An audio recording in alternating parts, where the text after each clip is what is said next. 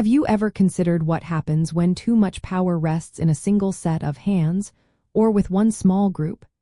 History offers us many cautionary tales, showing us that unchecked authority can often lead to oppression and a loss of freedom for ordinary citizens. This critical insight is what guides the fundamental structure of many modern governments. Governments divide their authority primarily to prevent the abuse of power and to safeguard individual liberties. This structural design is known as the separation of powers, ensuring that no single entity within the government can become too dominant or act without oversight. The core reason for this division stems from centuries of political philosophy and historical experience.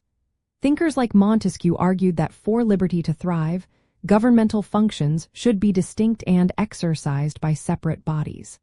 If the same group of people made the laws, enforced the laws, and judged violations of the laws, they would possess absolute power. This concentration creates an inherent temptation for tyranny and corruption, as there would be no internal mechanism to constrain their actions. By assigning distinct roles to different branches, such as legislative, executive, and judicial, governments create an internal system of accountability.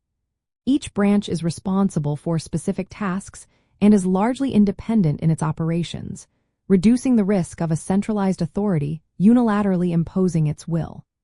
This strategic distribution of functions forces cooperation and compromise, fostering more balanced governance.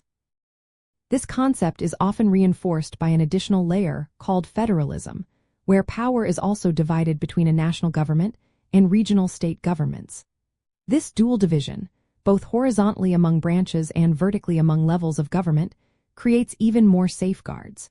It allows for diverse local needs to be met while maintaining a unified national framework, and it offers multiple avenues for citizens to influence policy and seek redress.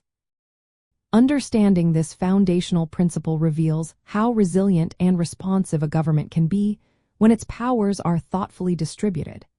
It is not merely an academic exercise, but a practical design choice that underpins the stability and liberty enjoyed in many constitutional republics, ensuring that power remains a servant of the people rather than their master.